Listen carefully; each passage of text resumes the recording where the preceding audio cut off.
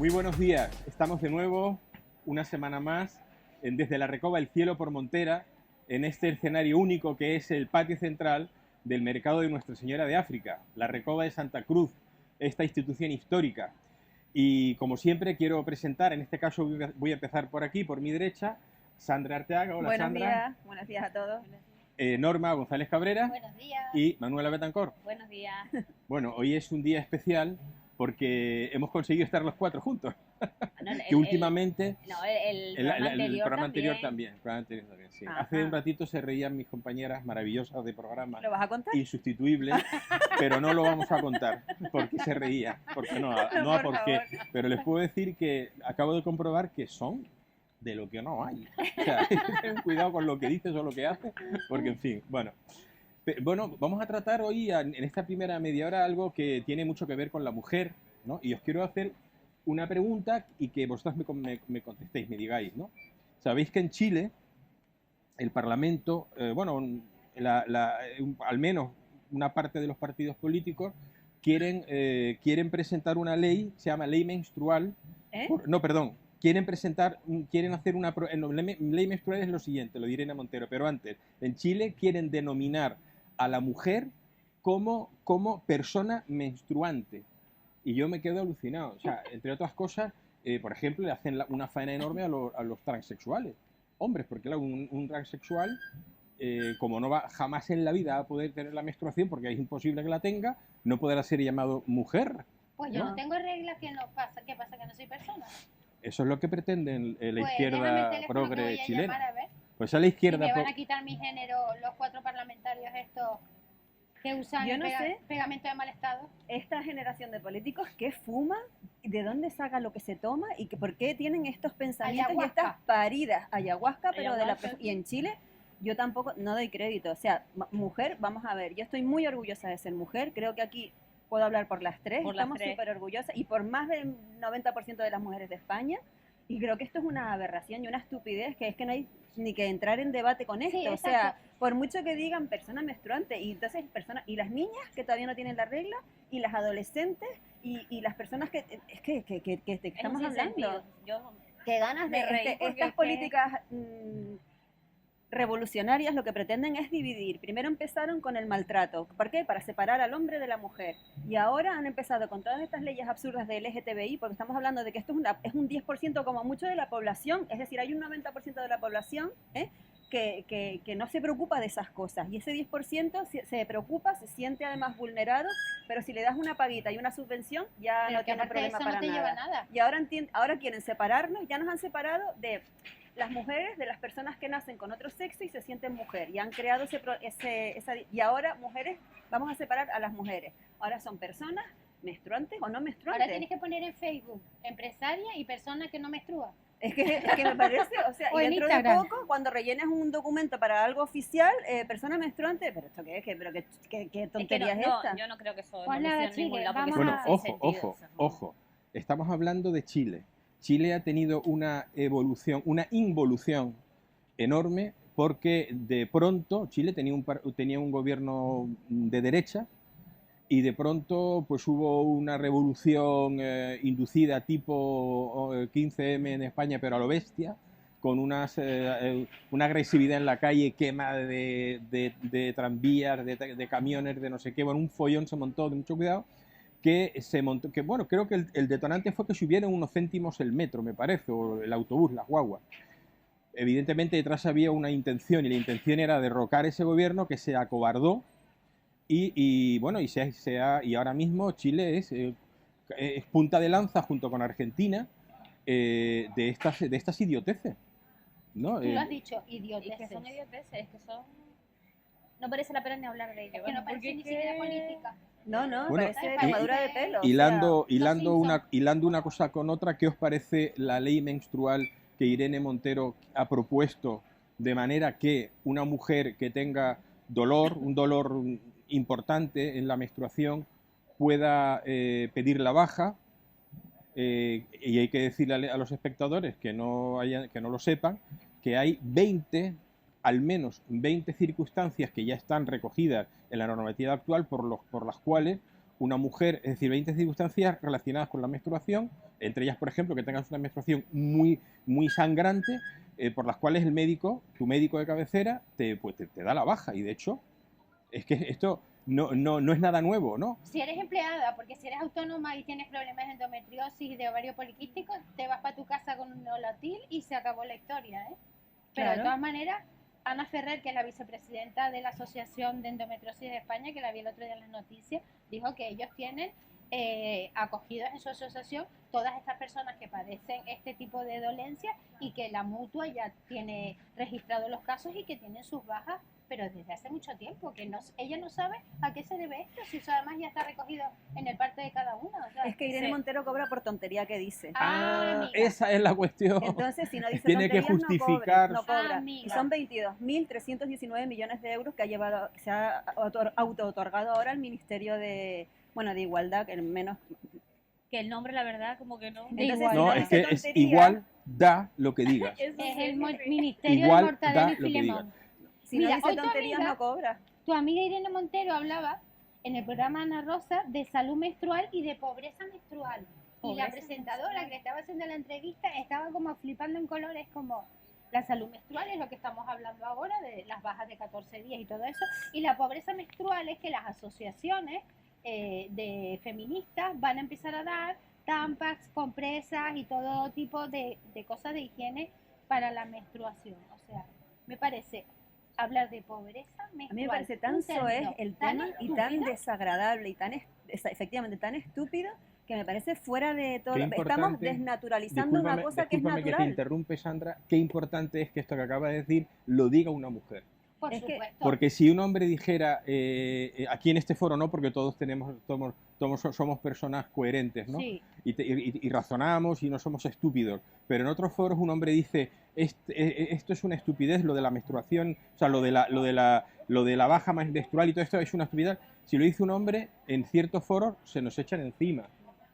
Y qué bueno es que lo diga una Pero es que mujer. todo va encabezado por un feminismo que es muy radical y que Eso no, no es un y que no feminismo. nos representa. El feminismo es otra al cosa. 95% No, de ese las feminismo al que te mujeres- refieres tú es un feminismo subvencionado. No existiría si no hubiese chiringuitos y no hubiese miles de millones de euros que se chupan todos los años, porque hablando, por ejemplo, del maltrato a la mujer que tanto defienden, o sea, hay unos presupuestos brutales y a las mujeres maltratadas no les llega ni un euro, porque están todas hacinadas en casas de acogida con sus hijos menores. Y las mujeres siguen siendo asesinadas, entre comillas, porque Pero es luego deli- no oímos la cantidad de hombres que a lo mejor mueren o que el otro día hay un movimiento por la igualdad que ahí te enteras un montón de cosas Sí. que no salen en prensa y son mujeres que actúan agreden- contra que hombres, agreden- al revés, agreden a los y hombres, mujeres que sí. además han asesinado a sus hijos para castigar al hombre, pero de eso no nos vamos a enterar.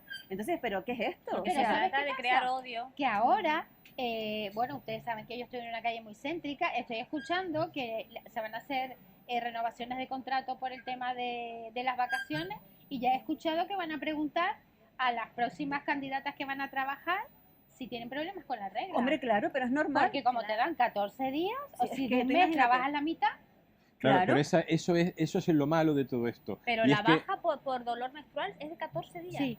O sea, Además, tú- muchísimo Claro. más que lo que ¿Tú dura cómo, la Claro. cómo menstruación. dices tú que eso, cómo puedes demostrar tú que eso es mentira? Si tú a mí me dices que la regla te duele, No ¿cómo puedes. demuestro yo que eso Pero es además mentira? la regla no dura 14 días.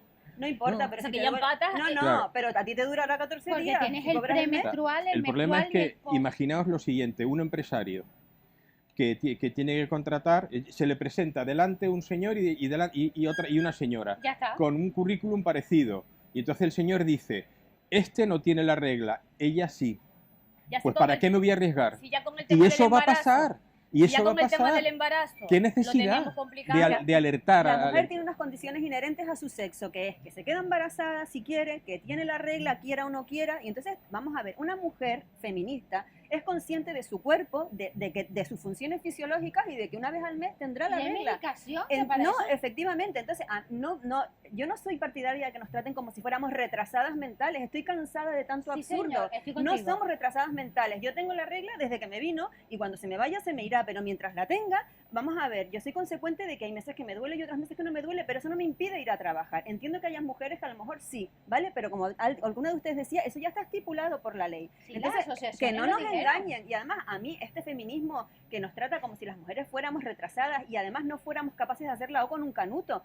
Por el amor Además, de y Dios. se contradice, ¿Qué se es contradice esto? el tema de empoderar a la mujer Claro, y con el tema de efectivamente. hacernos víctimas Ay, y es que mire, pobrecitas. es que yo me entonces duele no porque tiene, no es que tiene es sentido. absurdo, No, es que somos maltratadas, entre que nos maltratan, que no tenemos Los salarios capacidad, que no son los salarios no son los equiparentes, mismos. somos Mira, víctimas. vivimos en un estado democrático y de derecho. Aquí no se, vamos a ver, por ser mujer Bueno, no te eso- van a pagar menos. eso, Entonces no Sandra, hay abogado que pueda meterse en una cosa. Vamos a ver, no hay demandas de eso. Yo no conozco ninguna mujer que haya dicho es que yo cobro menos por el hecho de ser mujer, haya puesto una demanda y la haya ganado. Porque en España eso no es así. Y es que no es Cobrarás así. menos porque tendrás una baja por maternidad, porque a lo mejor te tienes ¿sabes? Te pides el periodo para darle del pecho a tu hijo, o a lo mejor estás por una baja.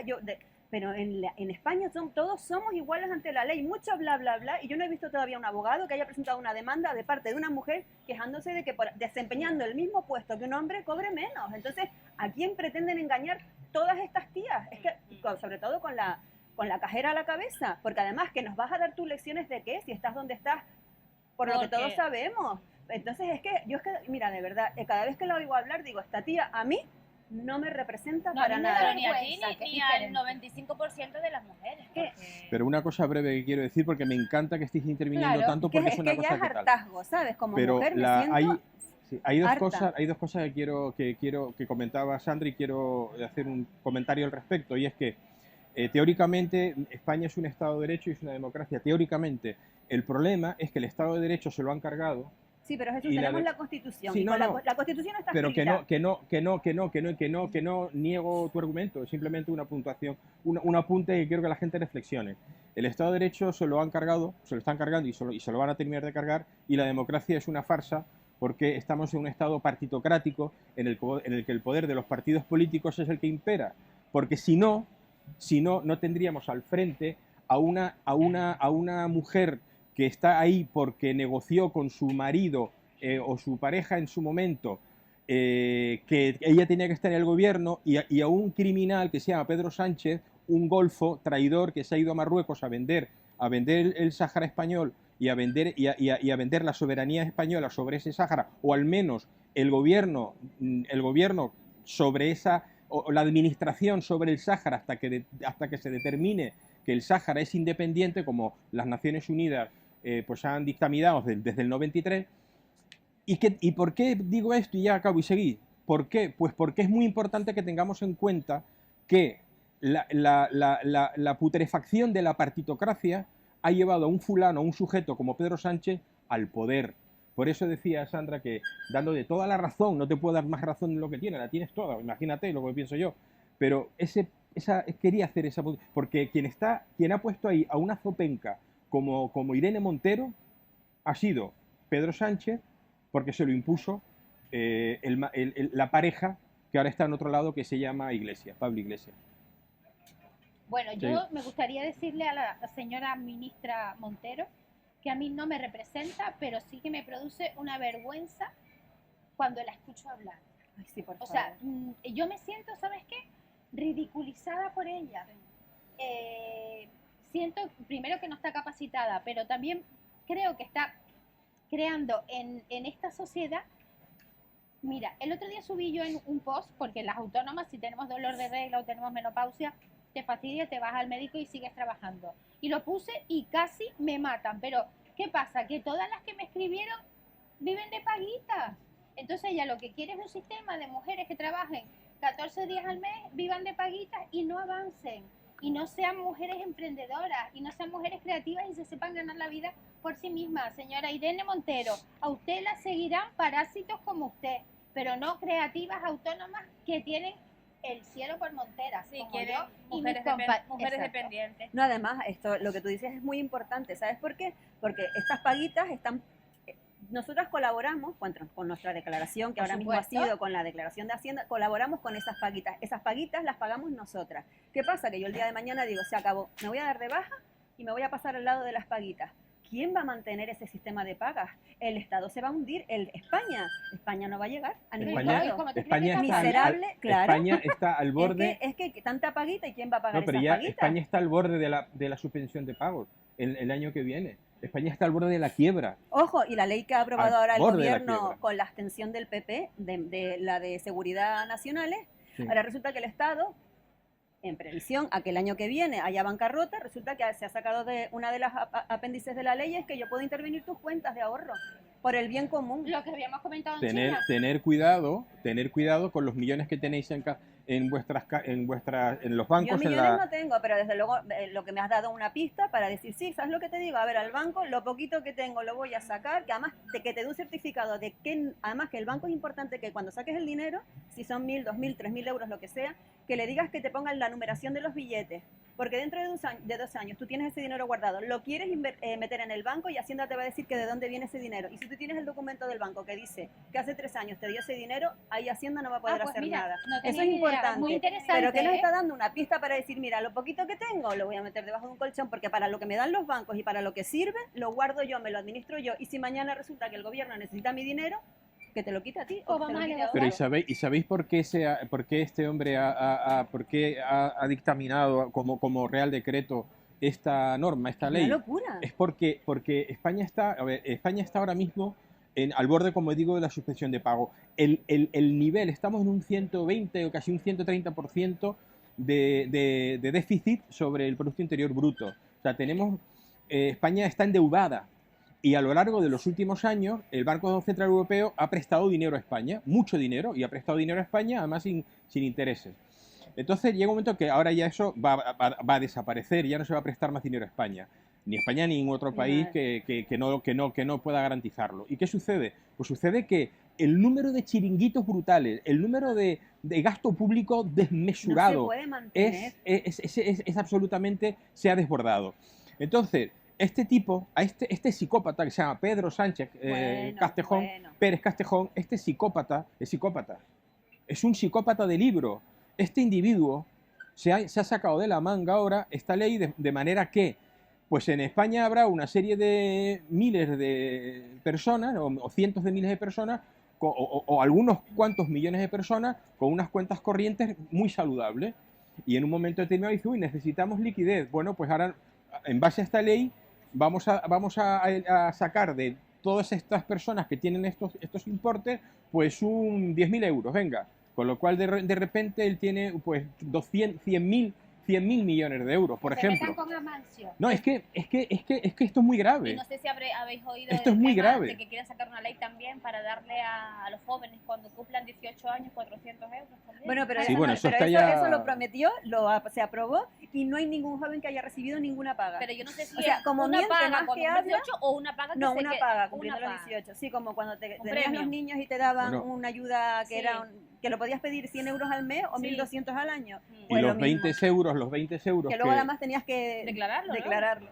Y los 20 euros que el Estado iba a pagar a las gasolineras porque se iba a hacer una deducción, no lo han recibido es que el 90% de las gasolineras. Es que es alucinante. Bueno, espérate, las ayudas a La Palma, que estuve yo con mi amigo, el arquitecto Chus del Real, y comentando el tema de las casas que dieron, que son unos contenedores poco menos de basura, es que eso es inevitable. Por el amor de Dios. Eso es insultante y además humillante. ¿Y cuántos contenedores han dado de eso? 8. ¿Y cuántos damnificados hay? 8.000 familias. Pues nada, quedan 7.900. Pero ¿cuántos viajes dio Sánchez en el avión? ¿Y las fotos que no sacamos ni para el vaso? ¿Y la gente aplaudiendo cuando llegaba a La Palma a prometer? ¿Por cuántas veces fue? 7. Pues hasta la séptima vez 8. La gente todavía aplaudía. No, y mientras tanto, estos dos abogados que han impuesto una denuncia, interpuesto, porque por lo visto hay no sé cuánto eran, 30 millones de euros. Los visum que mandamos y enviamos un montón de, no me acuerdo de los millones de euros, pero unos cuantos millones de euros. Que no aparece. Como resulta que el visum no va a un grupo de personas que son los que los administran, es decir, a lo mejor en los pueblos, una cabeza visible del pueblo, un representante que conozca a fulanito, menganito, algo para ti, resulta que ese dinero tú lo enviabas y no sé si era el gobierno de Canarias o el cabildo o los ayuntamientos. Entonces ellos lo gestionan. ¿Qué pasa? Que no lo gestionaron, se lo quedaron. Wow. Y entonces está interpuesta la demanda por 2 abogados. El Estado español, España, la sufridora España. No me quería calentar hoy, de verdad. Bueno, pero eso es la temperatura que te ayuda. Normal. La temperatura que te ayuda. Es tanto despropósito uno detrás de otro. Ustedes es que yo me hierve la sangre. Nosotros vamos comentando entre programa y programa, tenemos un grupo, ¿no? Sí. Y vamos comentando y es que es una pasada de cosas. Pero es que fijaros una cosa, si desmenuzamos la situación actual a nivel en España, ya si la desmenuzamos a nivel occidental, Sí. ya es de traca, y no de traca, sino de suicidio Es que colectivo, todos ¿no? los días surgen cosas. Es Sí, terrible, sí, es sí, y además, terrible. Agua es más Hablar algún absurda. día de los Agua- suicidios, Sí. que estuve hablando el otro día con una persona, bueno, psicóloga, que tiene todos los partes de suicidios, que no se puede hablar de ellos porque parece que está prohibido, y no sé si vendrá, pero se debería de sacar los suicidios en pandemia. Un tema... Bueno, Muy lo cierto muy es que no recuerdo las cifras porque esto es una comentario que Una hemos burrada. improvisado, Del suicidio, pero o el sea, 900 suicidio, suicidios de mujeres, casi 3.000 de hombres al año. que eso sí creo que ha multiplicado el triple de hombres. en un porcentaje muy elevado Ahora la juventud con también. respecto al promedio de los años anteriores, ¿no? Y esto será por algo, ¿no? En fin, bueno, dentro de... Ahora vamos a tener en nuestra segunda y tercera parte del programa a una eminencia, una mujer. Catedrática de fisiología, experta en neurociencia, Raquel Marín. La tendremos en 5 minutos. Estamos de vuelta en 5 minutos. Bueno, estamos de vuelta desde la Recoba, el cielo por Montera, en un día espectacular. El cielo está azul. De momento no nos han rociado de nada. ¿What? Hablaremos de eso en otro programa, porque Mejor, de vez en mejor. cuando algunos aviones que manda no sé quién, pues rocían el cielo de no sé qué, de no sé qué sabemos, pero cada vez es más evidente, y entonces, bueno, pues un día hablaremos de esto en breve. Rocían de algo que no es bueno seguro. Dadas las circunstancias como está el mundo, no será bueno seguro. Pero no vamos a hablar de eso ahora. Pero estaba diciendo que es un cielo azul precioso. De vez en cuando corre una brisita y la verdad es que se agradece. Sería espectacular. Antes de presentar a nuestra invitada, que ya hemos adelantado hace un momentito en la primera parte, quiero hacer unos recordatorios. Y es que, como ya saben nuestros espectadores, el 28 de este mes, el próximo sábado 28, vuelve el aula de cocina. O sea, se mantiene el aula de cocina y, bueno, saben que vendrán aquí, estará Isabel, la cocinera Isabel Alonso, con la invitada, con la periodista Alicia Rodríguez. Pues van a elaborar unos platos que después se podrán degustar. Quienes vengan aquí podrán degustar ese plato especial, ese postre, primero, segundo y postre, ¿no? Y aparte de eso, bueno, esta productora, la que hace desde la Recoba el cielo por Montera, Amaro Televisión, también realiza el programa, lo emite en directo en el canal que se ha abierto exprofeso de YouTube, y al día siguiente se emite en Ahora Televisión, el programa de El Aula de Cocina. Y al día siguiente, el día 29, que es Día de Canarias, pues aquí en el patio central de la Recoba se va a degustar gratuitamente, para celebrar el Día de Canarias, se va a degustar unas sardinas riquísimas a la plancha, asadas a la plancha, una sardinada, que también es una tradición que se recupera, con lo cual están invitados todos los amigos de la Recoba. ¿Qué tradición es esa, la de las sardinas? Pues todos los años anteriores se ha invitado a los amigos de la Recoba, a la gente, a los clientes, amigos, a una sardinada aquí debajo de la torre, a degustar unas sardinas asadas, pues, bueno, pues para celebrar, ¿no? Quien quiera se toma una cervecita en el bar de al lado, se trae tal. Bueno, y pasamos inmediatamente a presentar a nuestra invitada, que es Raquel Marín Cruzado. Hola, Raquel. Hola. Muchas gracias por estar con nosotros. Gracias a vosotros. Raquel es catedrática de fisiología y es neurocientífica, es decir, es una eminencia en el conocimiento del cerebro, de la mente, y nos encanta que estés con nosotros, porque te puedo asegurar que cuando le dije a mis compañeras de programa que ibas a venir, estaban todas encantadas, porque a quién no le importa o la mente, a quién no le importa o quién no tiene interés por descubrir cada vez más el cerebro, ¿no? Bueno, Raquel ha escrito, ¿esto es tu tercer libro, Raquel? Sí, este es mi tercer libro de divulgación. Tengo otros libros ya de carácter científico, pero el palique sencillo, por decirlo así, para todo el mundo está en Este estos es el tercer que acaba de salir. Salió el 10 de marzo de este año. Eso no es nada, eso Tiene unos pocos meses ya. Sí, es Alimenta el sueño para un cerebro sano, guía práctica para dormir mejor y alargar la vida de tus neuronas. Este Ay, libro, ese me lo voy a comprar yo. Roca Sí. Editorial. Roca Editorial es del Grupo Planeta, ¿no? Si no me equivoco. No, es del grupo Penguin Random House. Ah, de Random House Mondadori, Sí, que Random es, House, ya, sí. es tan potente, incluso más potente que, Potente, que sí. Planeta. ¿Me Sí. lo dejas, Jesús? Sí, ha salido, ¿verdad? Toma.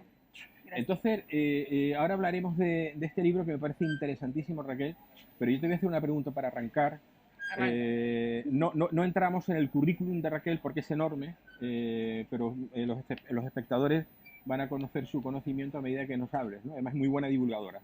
Raquel, ¿podemos decir que el cerebro de todo ser vivo es su órgano más importante? No, porque hay muchos seres vivos que viven sin cerebro. Vale. Entonces, de todo ser vivo mamífero, al menos. Y no me refiero a los humanos, efectivamente. Que también. Se les supone un cerebro, ¿no? Del mamífero, Sí, al menos. pero ¿sí? fíjate que precisamente en este tercer libro comento que no hace falta un cerebro para dormir. De hecho, hay organismos muy primitivos que tienen un sistema nervioso muy primitivo que se basa fundamentalmente en marcar un movimiento y que también duermen. Es decir, que no, el cerebro seguramente no es el primer órgano que se gestó en los primeros seres vivos, ni muchísimo menos. Lo que pasa es que llegó un momento en la evolución en la cual se fue generando esta necesidad de tener una centralización de todo lo que es la actividad de lo que sería un sistema nervioso, tanto para el movimiento como para recibir estímulos, para saber cuándo tiene uno ganas de comer o cuándo necesita excretar pues eso, residuos, etcétera, ¿no? Y ya, bueno, ya evidentemente llegando a algo mucho más complejo, hemos llegado al cerebro del ser humano, en el cual realmente, fíjate que es bastante paradójico, el cerebro humano es el que menos capacidad tiene de ser consciente, es decir, la mayor parte de la energía que gasta el cerebro en el día a día está en el inconsciente, es decir, es completamente inútil en principio.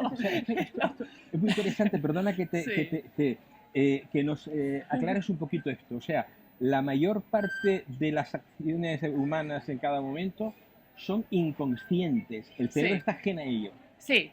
El 80% de los pensamientos que generamos diariamente, se calculan unos 70.000 pensamientos, el 80% son inconscientes, es decir, quedan de alguna manera imbricados o implantados en nuestro conectoma, pero no los hacemos conscientes. Por ejemplo, un ejemplo sería, por ejemplo, coges el coche, te levantas por la mañana, coges el coche, vas a trabajar, llegas y dices, ¿y cómo he llegado? ¿En qué momento? No he sido consciente. Eso pasa, eso pasa. Tienes razón, Sandra. Fíjate que has comentado algo muy interesante, y es que la actividad cerebral se puede medir con los registros adecuados en ondas cerebrales, ¿no?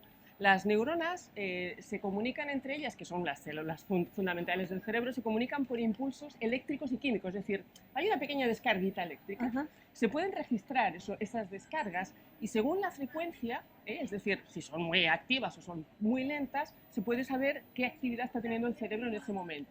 Entonces, las más superactivas serían las gamma, que son, estás ahí en situación de emergencia, las beta, cuando estás ahí en una concentración de algo, y luego las alfa, que serían las que usamos cuando hacemos algo de manera rutinaria. Ajá. Tú vas conduciendo, estás pensando, no sé si voy a hacer pollo al cilindro, no voy a hacer el potaje tal, y has llegado sin darte cuenta ni siquiera cómo lo has hecho. Claro, y cuando llegas, una actividad más rutinaria. Cuando llegas al semáforo, un automatismo, y eso es inconsciente. Inconscientemente. Sí, pero yo voy más allá. Fíjate que nuestra forma, a ver, el cerebro forja la realidad. Quiero decir, nuestra forma de percibir la realidad va a depender de las circunstancias y del contexto. Incluso al evocar un recuerdo, incluso siendo consciente, lo vamos a modificar. No sé si os ha pasado alguna vez que tenéis una hermana y de pequeña estuvisteis en un evento común en el que tu madre te echó la bronca porque, no sé, te dejaste la compra en el mercado. Y entonces tú lo vas a ver como una bronca terrible, tu hermana dijo, pues no comentó nada, la otra a lo mejor piensa, pues mi madre ni siquiera se dio cuenta, ¿no? Es decir, incluso somos capaces de generar nuevos genes cada vez que evocamos un nuevo recuerdo. Es decir, que ni siquiera en la parte de nuestro legado memorístico muchas veces vamos a ser capaces de tenerlo en su impronta total. Es decir, que de alguna manera estamos continuamente forjando nuestra realidad. Que según lo vas recordando, vamos modificando la manera en lo que... Pero entonces, si vamos modificando, vamos generando neuronas nuevas. No exactamente neuronas nuevas, sino diferentes maneras de gestionar ese recuerdo. También puedes generar neuronas nuevas. Por ejemplo, cuando haces un aprendizaje, ya no solamente nuevas neuronas, que eso ya está en el adulto, está mucho más limitado a unas áreas concretas, por ejemplo, de la memoria, pero sí conexiones nuevas y reforzadas entre las neuronas. Porque pensar que las neuronas son grandes charlatanas. De hecho, se calcula que si tuvieran un grupo de WhatsApp serían aproximadamente 10.000 amigos y cada uno de los amigos 1.000 mensajes por segundo. O sea, eso ni un grupo de padres del colegio. O sea, ¿vale? Es verdad. Bien, entonces imaginaos que esa capacidad de estímulos va a depender también de cuántos alimenten esos estímulos, ¿no? Es decir, si tú generas una nueva experiencia, vas seguramente a generar también nuevas conexiones que se pueden reforzar de acuerdo a la importancia que tú des y a la predominancia que tú des a ese... Reforzar y modificar. ¿no? Efectivamente, claro. Por eso Entonces, te insisten tanto, disculpa, en lo de sal de tu zona de confort. Ah, claro, bueno, eso es fundamental. Precisamente si estamos constantemente haciendo las mismas cosas, yendo a los mismos sitios, cogiendo el mismo camino para llegar al trabajo, o bueno, siempre viendo las mismas personas, llega un momento en el que, digamos, y eso es muy cruel en fisiología, lo que no se usa se elimina.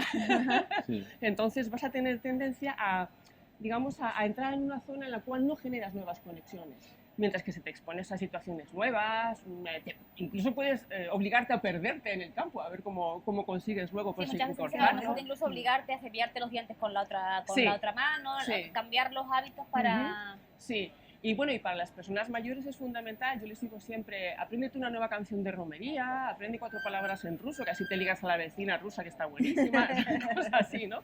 Y también hacerte una pregunta, ¿esta pandemia cómo nos ha dejado la mente en comparación a cómo vivíamos antes de ella? Hombre, atemorizada para empezar a mucha población y confundida a esa misma población, para empezar. Y después... Pues mira, Norma, hay dos aspectos que en cualquier persona, por muy cuerda y por muy cabal que sea, le van a afectar enormemente, incluso a veces de manera irreversible, en un cerebro. Una es el aislamiento y otra es la incertidumbre. Bueno, siempre, encima con situaciones de estrés, ¿no? El aislamiento porque el cerebro del ser humano se ha forjado para estar en sociedad. Es decir, hay muchos neurocientíficos que consideran que más del 30% de la energía metabólica del cerebro, que es mucho, porque es 1/3 del total de todo lo que consume el cuerpo diariamente, se gasta en la actividad social. Entonces, el cerebro humano está hecho para estar en sociedad. Ya de entrada, aislar a un individuo le reduce la longevidad del cerebro y del cuerpo, evidentemente. La incertidumbre, ¿por qué? Porque el cerebro está hecho para tomar decisiones. Ante una buena situación va a tomar la decisión de yuppie high, ante una mala situación va a decir, vaya por Dios, ahora tengo un problema. Pero viviendo con decisiones. Mientras que una incertidumbre va a generar un montón de basura cerebral, porque no puedes tomar una decisión, ¿no? Te queda como, de hecho te va a afectar a la hora de dormir, porque cualquier cosa que no se haya resuelto nos puede generar microdespertares y te va a afectar en la posible desencadenante ansioso, ¿no? Que es muy común ahora, ¿no? Tener, bueno, el consumo de ansiolíticos aumentó enormemente en Canarias, por ejemplo, en un 30%, y también en cómo gestionar la memoria. Es decir, también te va a afectar desde el punto de vista memorístico, porque la componente emocional a la hora de el buen desarrollo cognitivo es fundamental. Con lo cual, bueno, ¿qué se puede esperar? Que las personas tuvieran mayor tendencia al aturdimiento, a la ansiedad, a la depresión e incluso a agudizar, si no duermes bien, todo lo relacionado con enfermedades neurodegenerativas, desde los ictus, el Alzheimer, el Parkinson, esclerosis, infarto cerebral, etc. Que es un poco lo que ha ocurrido de alguna manera, ha aumentado bastante la incidencia de esas enfermedades. Justo te iba a preguntar de eso, bueno, perdón, sin tener que ver con la pandemia, que la habrá agudizado, yo veo que de hace unos años para acá hay muchísima gente joven con ictus que antes no se veía tanto. Sí. No sé si es por algo concreto, porque... Bueno, Manuela, hay muchos factores, pero hay uno bastante importante que cada vez ha cogido más relevancia y es hasta qué punto el cerebro está muy impactado por la alimentación y por el estilo de vida. Mucho más de lo que se pensaba anteriormente. Ahora en neurociencia es absolutamente esencial que se estudie todo lo relacionado con el abordaje alimentario y del intestino, es decir, lo que llamamos el eje intestino-cerebro, en el buen cerebro. Es decir, yo es una cosa de las que comento en mi primer libro, Dale vida a tu cerebro, que digo, no hay buena cabeza con malas tripas.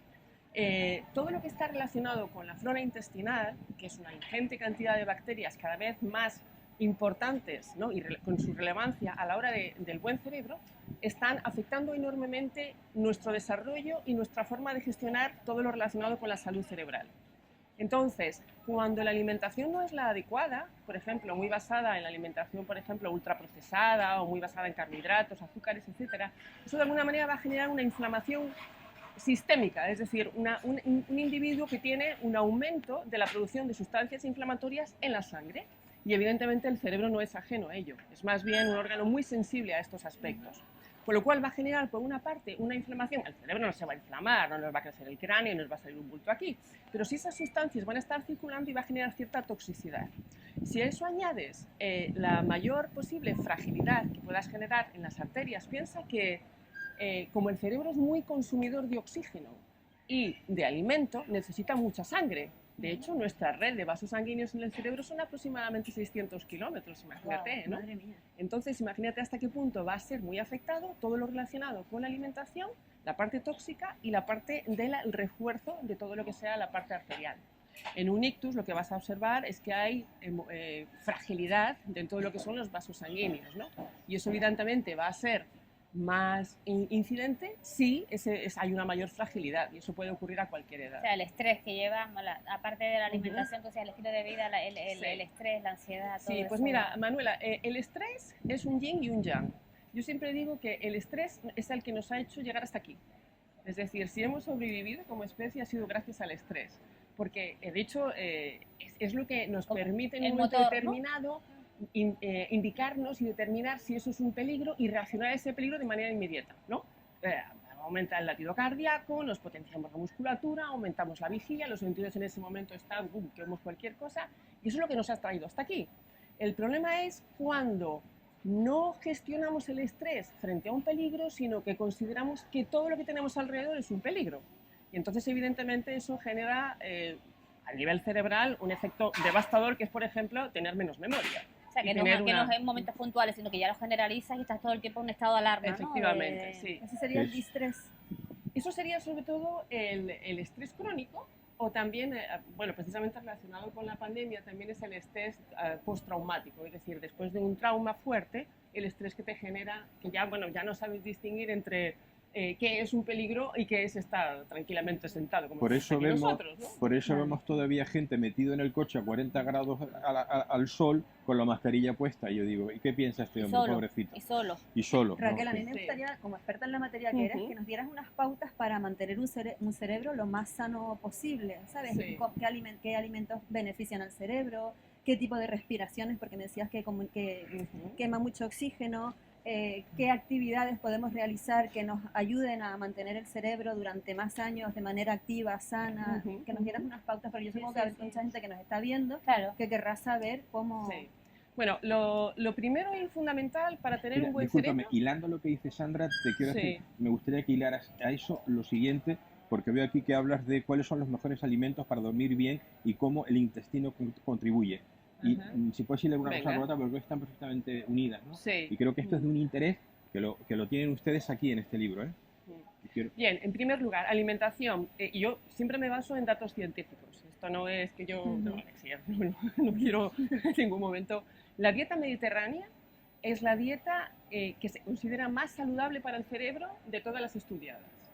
Ya no solamente para mantener un buen cerebro, que no enferme, sino para cuando hay ya indicios de un cierto deterioro, poderlo incluso hasta revertir. La dieta mediterránea se basa en, no quiere decir que sea solamente en el Mediterráneo, pero se basa en, por ejemplo, aceite de oliva, aceites de semillas, verduras de hoja verde, fruta, carne magra, carne roja con muchísima moderación, bastante pescado, legumbres y frutos secos. Carne de ave, pollo... Exacto, carne magra, o sea, conejo, pollo, pavo, etcétera, ¿no? Incluso ternera. Entonces, muy pocos azúcares refinados, de hecho, prácticamente ninguno, ¿no? Entonces, esa dieta es la considerada más saludable de las que puedan existir para mantener la longevidad del cerebro, número uno. Sobre todo la parte del pescado, si queréis luego incidimos en ello, la grasa del pescado es una grasa que necesita el cerebro para poder funcionar adecuadamente, los que llamamos omegas, y el cerebro no los produce, con lo cual necesitamos ingerirlos definitivamente. ¿Da igual pescado azul que blanco? Bueno, en particular el pescado azul, porque es el más graso. ¿no? El pescado no produce omegas, omega 3 en particular, pero sí los acumula en la grasa. Entonces, cuanto más graso ese pescado, más cantidad de omega 3 vas a ingerir. Número 1. Número 2. El ejercicio físico. El cerebro del ser humano se forjó en un ambiente de un nómada. Hemos sido nómadas muchísimos cientos de miles de años frente a ser sedentarios, pues 2 telediarios, o sea, llevamos 2000 años de sedentarismo, ¿no? ¿Y qué hace un nómada?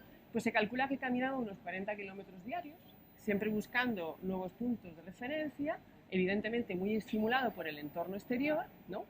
Y comiendo pues esporádicamente, ¿no?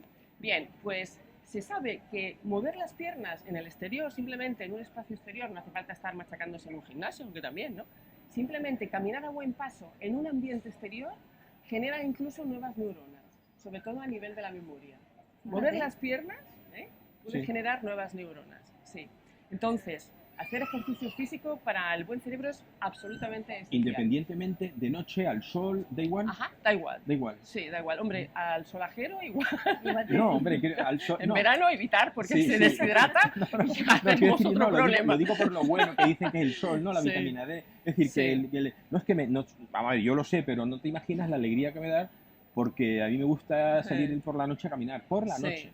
Porque otras cosas, porque no me encuentro gente con la mascarilla en la boca, ¿sabes? Entonces salgo a caminar. Ajá, está bien. Incluso fíjate que para las personas que a lo mejor tengan algún impedimento de motilidad, incluso estar en el exterior, en el espacio exterior, se ha demostrado científicamente que ya solamente eso estimula mucho el espíritu. Bien, número 2. Número 3, evidentemente dormir bien, porque nuestro cerebro necesita del sueño para, entre otras cosas, activar el sistema de limpieza. ¿De limpieza? Sí, el cerebro se tiene que limpiar, genera mucho residuo, precisamente porque respira mucho, consume un 20% del total del oxígeno del cuerpo y también genera mucho residuo metabólico porque consume 1/3 del total de las kilocalorías. ¿Y cómo elimina ese...? Claro, entonces durante la noche se activan, digamos, las partes del cerebro que permiten mejorar, por decirlo así, la circulación. Es decir, es como si tú pusieras el camión de la basura a recoger la basura en medio de un atasco, no sería tan eficaz que si lo haces por la noche cuando las calles están abiertas y como un libres, reseteado, ¿no?, del cerebro. Exacto. Fíjate. Por ejemplo, para todo lo que está relacionado con gestionar los recuerdos, para reforzar esas conexiones que nos van a ayudar a funcionar mejor y también con la parte emocional, sin contar con la cardiovascular que también influye bastante. Y punto 4, muy esencial, es mantener las relaciones sociales. Se sabe, por ejemplo, en un estudio que se hizo en personas de sexagenarias y octogenarias, que visitar a los amigos 2 veces por semana reducía el riesgo de Alzheimer en un 17%. Wow. Tienen que ser amigos, no sirve el cuñado, ¿vale? ¿Por qué? Porque el cuñado nos pone mal. A veces te pone nervioso. Te da estrés el cuñado. No solamente eso, sino que también lo que genera es una situación de más confort. Y hemos dicho antes, ¿verdad?, que hay que salir un poquito de la zona de confort. Y dentro de las relaciones sociales hay una parte súper importante que es la relación con uno mismo. Es decir, que eso es algo de la toma de la autoconciencia, de la autopercepción y de ahora cada vez se está poniendo más de moda todo lo relacionado con la meditación para escuchar tus órganos internos, ¿no? Lo que se llama la interocepción, que precisamente es uno de los que se aconseja para reducir la ansiedad. Es decir, escuchar tus órganos internos, escuchar tu corazón, sentir tus vísceras, etcétera. Es decir, tener conciencia de tu propio cuerpo, ¿no? Y poder mirarte a ti mismo. De hecho, las relaciones afectivas empiezan con uno mismo, ¿no? Y eso también es Yo te quería hacer una pregunta. ¿Qué tal el dicho este que dicen que los hombres son infieles porque nacieron para procrear? Los hombres son infieles porque nacieron Sí, porque para los hombres procrear. necesitan tener muchas relaciones. Como si las mujeres no fueran Pero infieles. espérate, porque esto es algo que he escuchado yo durante muchos años, siendo jovencita, de que los hombres eran infieles porque estaban hechos para procrear. Yo quiero que me lo diga ella desde el punto de vista pues del cerebro. Quédate con la pregunta porque tenemos que ir a publicidad. Me la deben, y en 5 minutos estamos de vuelta.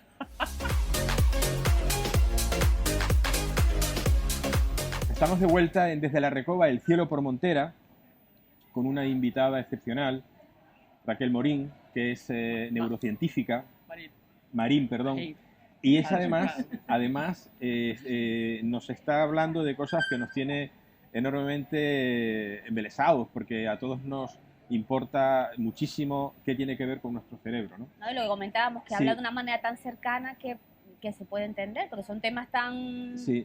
Y antes de continuar con ella, para que responda una pregunta que ha hecho Norma acusando a los hombres de que somos infieles. Por culpa de su Acusando, cerebro, no, por culpa de su diciendo cerebro. que se ha dicho durante toda la vida, lo he escuchado, que los hombres son infieles porque su genética es así para procrear.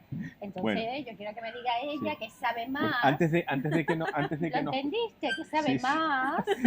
antes de que nos conteste ¿Cuál Raquel, es la verdad? antes de que nos conteste Raquel Marín, quiero recordar que ella hablaba de la buena alimentación y nosotros tenemos algunos de nuestros anunciantes son grandes restauradores y quiero recordar Bocanca.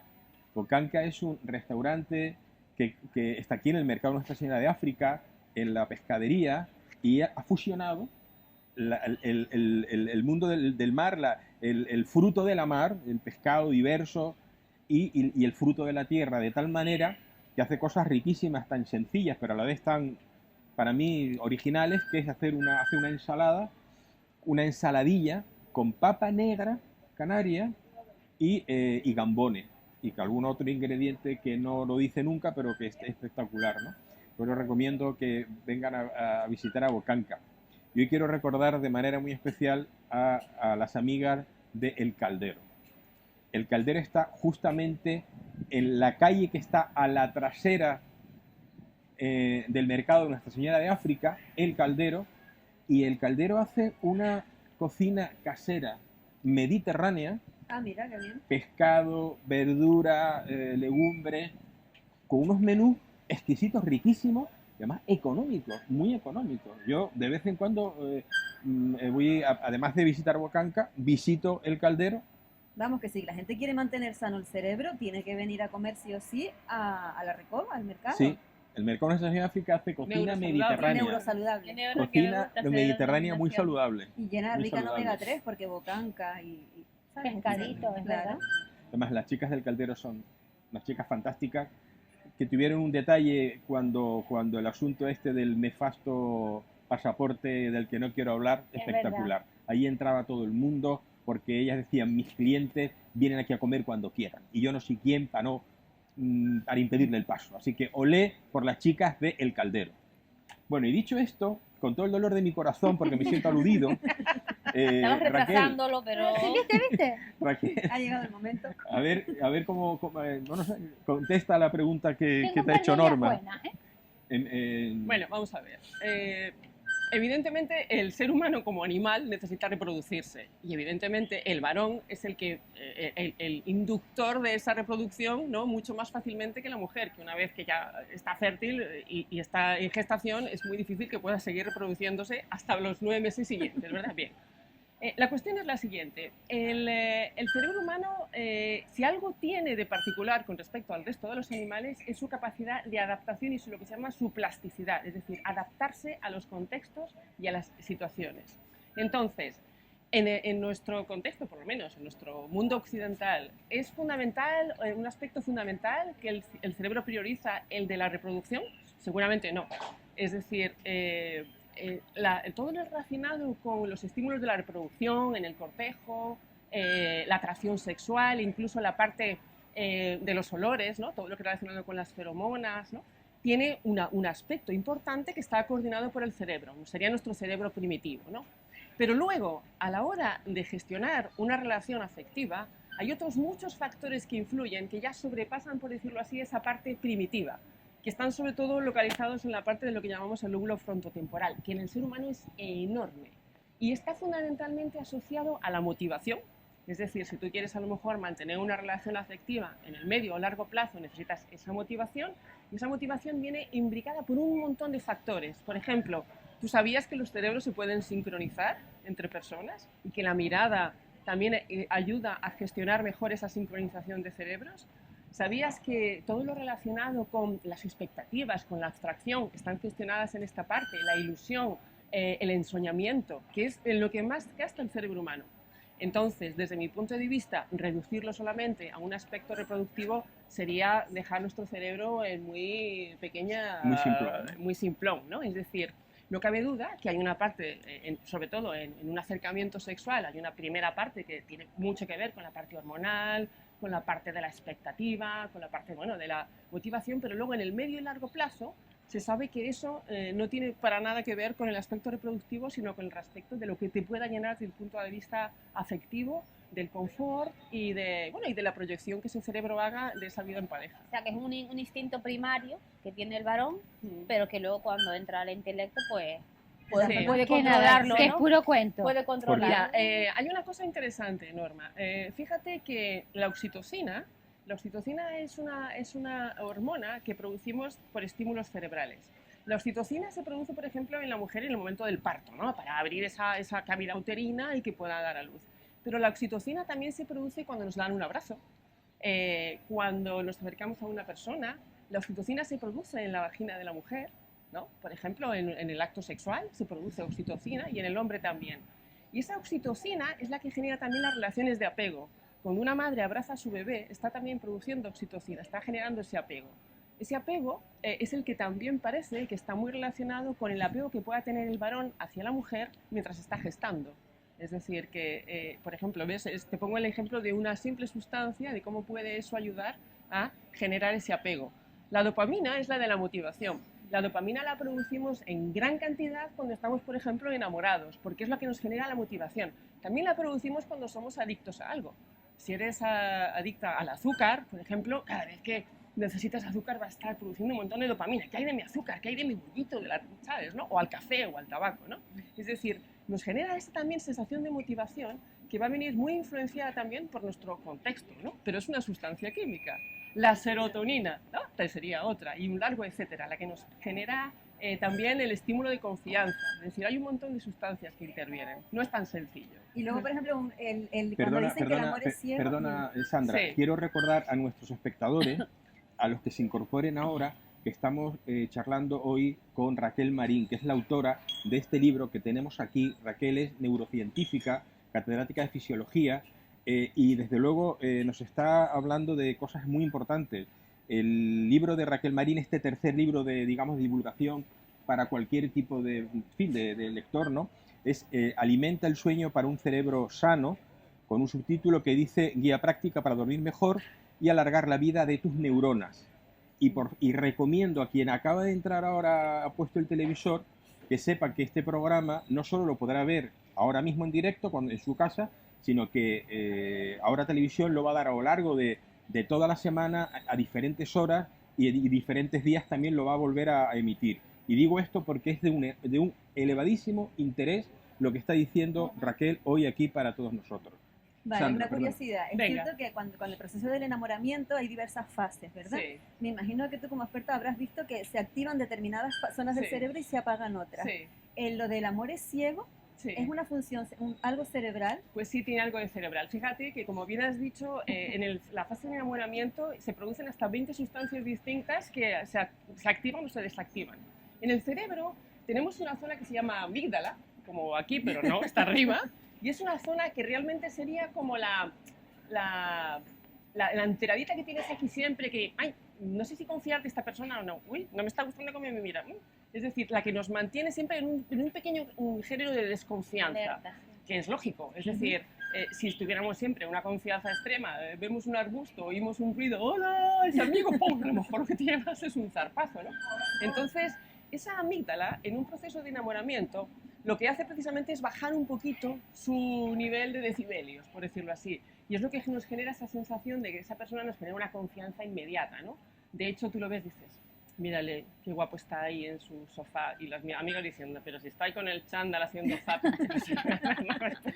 No, es la que nos genera un poco esa sensación de confianza. Ensoñación, ¿no? Exacto. De mantener esa confianza en esa persona precisamente para poder enamorarnos. Porque si tuviéramos toda la desconfianza de la persona, pues nos costaría más.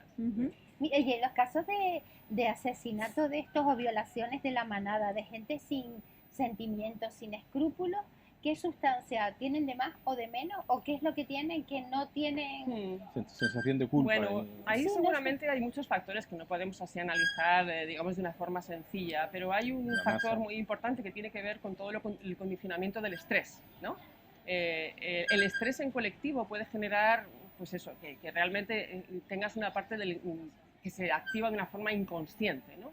Y el estrés está más relacionado con sustancias que producimos en principio frente a una situación de peligro, pero que también nos pueden dar una cierta situación de empoderamiento o de hegemonía frente a un colectivo en el que nos queremos sentir como liderazgo, de liderazgo, ¿no? Entonces, muchas veces vamos a actuar el efecto manada, ¿no? Por ejemplo, el efecto manada también se ve en un estadio de fútbol. Muchas veces la gente actúa en el estadio de fútbol que luego pues, no lo conozco, sí, sí, sí. ¿No? Es decir, hay una sensación de retroalimentación dentro de lo que es el grupo, ¿no? Que no lo vas a hacer de manera individual, ¿no? Alimentado a lo mejor por alcohol, drogas y todo eso. Tiene que ser una bomba. Yo creo que una persona, un hombre, que actúa de esa manera animal, cualquier persona porque beba o porque esté drogado no hace eso. No está justificado. Tiene que ser un fulano con un condicionante muy retorcido en su interior, porque si no, o sea, una persona, no. Mira, una pregunta que quiero hacer, es que no quiero que se me escape esto, porque es un tema muy importante que a todos, sobre todo a las nuevas generaciones, les incumbe, ¿no? Y voy a hacer un pequeño detalle para que sepan de qué estoy hablando nuestros espectadores. Ahora mismo hay una corriente que lidera en cierta medida, no la lidera, pero sí divulga permanentemente el creador y presidente del Foro Económico Mundial, del famoso Foro de Davos, el Klaus Schwab, que se denomina el transhumanismo. Es decir, para que lo sepan nuestros espectadores, el transhumanismo es, entre otras cosas, y lo digo de una manera muy sencilla, que por ejemplo a un ser humano le incorporen un chip, es decir, un elemento electrónico muy pequeñito, en el cerebro, con la excusa de que de esa manera va a ser más inteligente, va a ser capaz de hacer muchas cosas. Lo que no sabe la gente es que fundamentalmente esa idea lo que persigue es manejar al ser humano, mover al ser humano, es decir, controlar al ser humano, controlar la voluntad del ser humano. Y mi pregunta es, Raquel, ¿qué piensas del transhumanismo? Bueno, vamos a ver. Como neuróloga. Sí, bueno, yo no me voy a meter en la teoría del transhumanismo porque hay muchos filósofos y psicólogos detrás. Pero con respecto a lo que comentabas en relación a la manipulación del ser humano, no hace falta introducir microchips para, de alguna manera, manipular la mente humana. Por supuesto. Es decir, que de alguna manera ya se está haciendo actualmente, ¿no? Es decir, si tú conoces los parámetros básicos de funcionamiento de una persona, puedes ser capaz también de modificarlos y encauzarlos hacia el objetivo que uno pueda tener, ¿no? Que es algo que se está haciendo actualmente bastante, por ejemplo, en relación al neuromarketing. Es decir, estudiar, por ejemplo, el parpadeo, cómo parpadeas a la hora de ver ciertas imágenes, o cómo es tu estilo de vida, incluso en factores como si compras más o menos chocolate, si tienes una aspiradora de estas inteligentes en casa, si tienes una mascota. Es decir, todo eso va a condicionar también que se pueda orientar hacia dónde quieren llevar tus objetivos a la hora de poder, por ejemplo, comprar, ¿no? Lo que se está haciendo ahora mismo, sobre todo relacionado con chips y microchips, que es un mundo enorme y además de alto interés en neurología, es fundamentalmente introducir pequeñas modificaciones que generen un alivio de alguna patología. Por ejemplo, en el caso del Parkinson, es bastante ahora común que se puedan introducir pequeños dispositivos para que la persona consiga corregir todo lo relacionado con el sistema motor y de esa manera pues tenga mejor coordinación motora y pueda reducir a lo mejor pues eso, temblores y tener una mejor movilidad, ¿no? Se pueden también introducir para, por ejemplo, la depresión. Y hay algunos casos en los que se consigue modificar algunos aspectos en depresiones muy severas, modificando esa frecuencia y esa actividad neuronal que está llevando a la persona a vivir pues, en una situación, a lo mejor con 30 y pico años, una situación de depresión severa que paraliza completamente cualquier tipo de vida. Entonces, yo creo que hay que distinguir bastante entre aquello que se hace para el progreso y la mejora dentro de las patologías y el desuso que se puede hacer con respecto a otras derivaciones que pueden hacer incluso empresas privadas.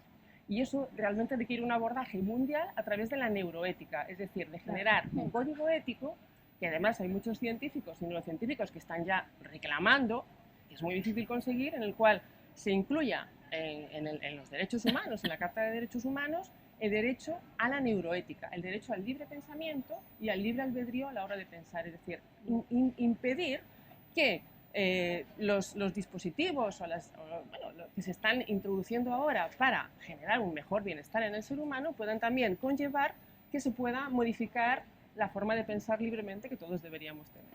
Es un gran peligro que corremos si esa neuroética no se establece con rigurosidad. Claro, pero es que no hay un código ético internacional. Es decir, si yo lo tengo, de hecho ya hay muchas empresas que ya están ofertando aspectos muy curiosos, por ejemplo, congelar tu cerebro para introducir en el futuro modificaciones que puedan a lo mejor resucitarte, etcétera, etcétera. Hay empresas... Dicen que Walt Disney está congelado desde hace no sé cuántos años. No sé si eso es una leyenda. Pero voy un poquito más allá. Voy incluso a digamos, recoger en dispositivos la memoria tuya y tu comportamiento, tu forma de actuar, lo que es tu forma de gestar el pensamiento, recogerlo para que si en el futuro, ¿no? en discos de memoria, para que en el futuro se puedan introducir, ¿no? y generar, por decirlo así, tu propia personalidad en un cerebro renovado. Si Walt Disney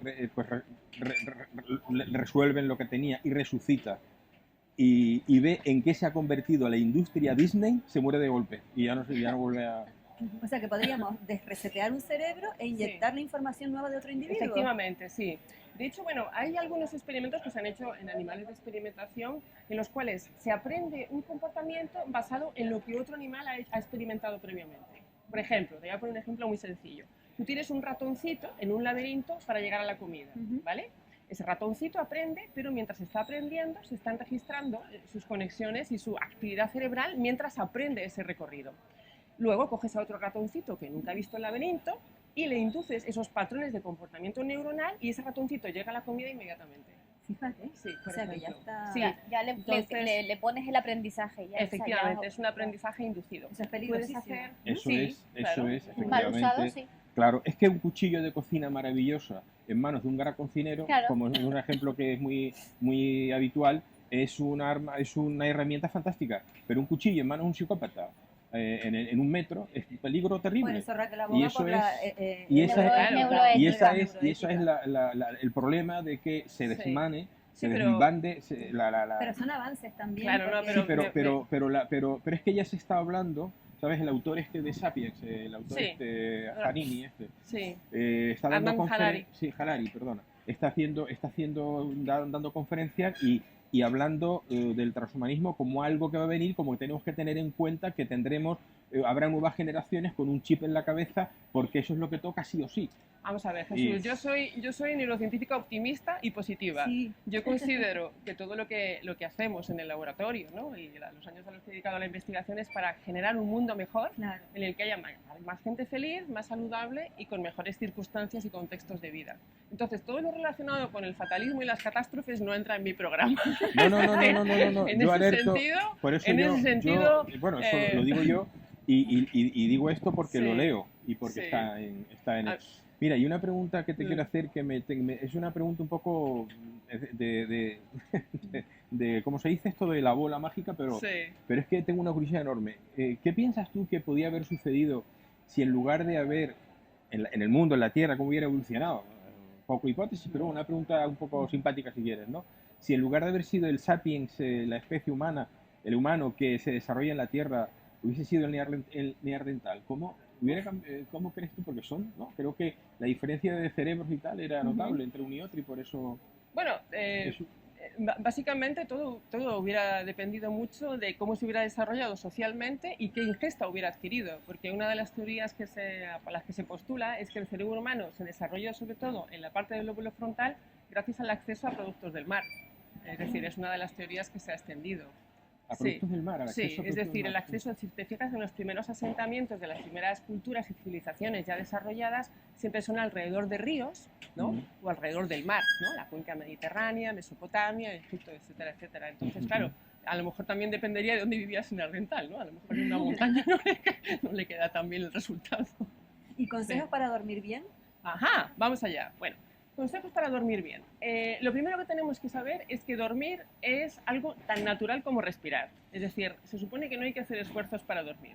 Hay muchas personas que se esfuerzan en dormir, por ejemplo, decir, tengo que ir a la cama a las 11 porque mañana me tengo que levantar a las 5, pasado mañana me levanto a las 8. No, o sea, no se puede uno programar en cómo tiene que dormir, a qué hora tiene que dormir, etcétera, etcétera. De la misma manera que uno se programa para respirar, ocurre de manera natural.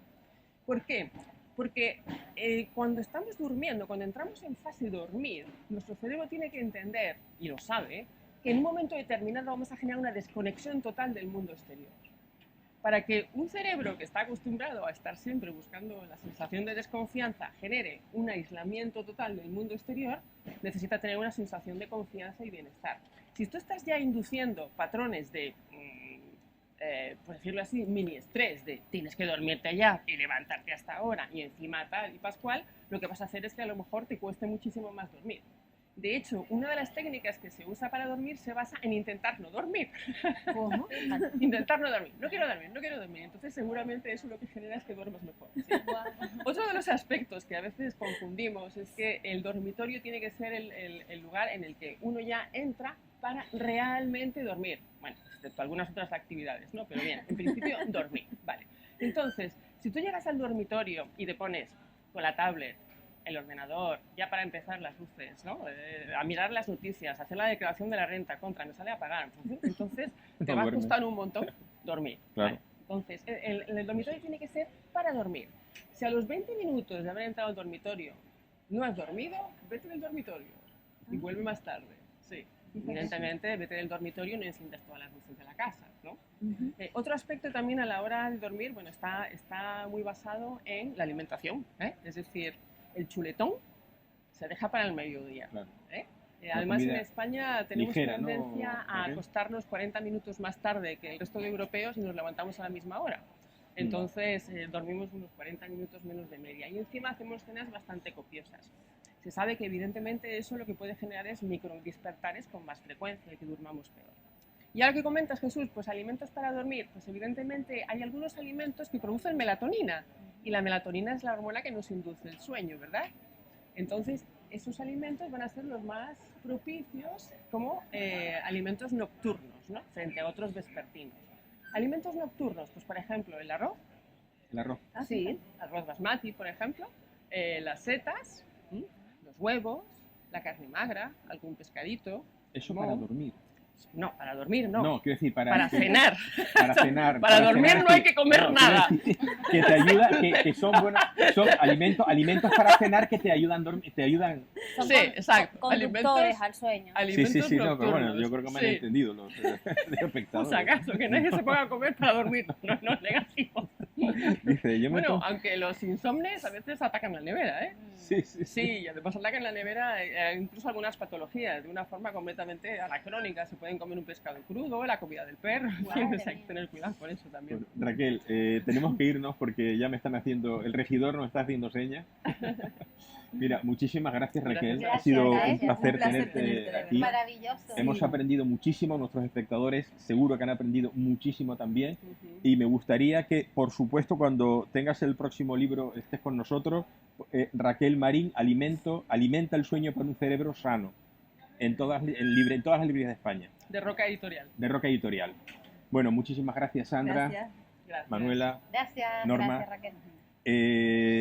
Queridos amigos desde la Recoba del Cielo por Montera, les recuerdo a ustedes que el próximo sábado 28 tendremos el aula de cocina aquí en la Recoba, en el patio central, y el 29, que es el Día de Canarias, el domingo 29, pues esa sardinada, esa degustación de sardinas asadas a la plancha para celebrar el Día de Canarias. ¿Puedo decir una cosa, Jesús? Por supuesto. Que se me ha olvidado decir que tengo un blog de neurociencia. Ay, Es sí. decir, todo lo que cuento aquí está hecho para todos los públicos, que se me olvidó decirlo. Bueno. Se llama raquelmarin.net. Vale. Genial. Vamos a poner a pie de estas de página, a pie de pantalla, vamos a La poner dirección de- la dirección de la página web del lo blog tengo, del blog de Raquel Marín. Muchísimas gracias. Gracias. Gracias. Pues hasta la próxima, queridos amigos. Hasta la próxima.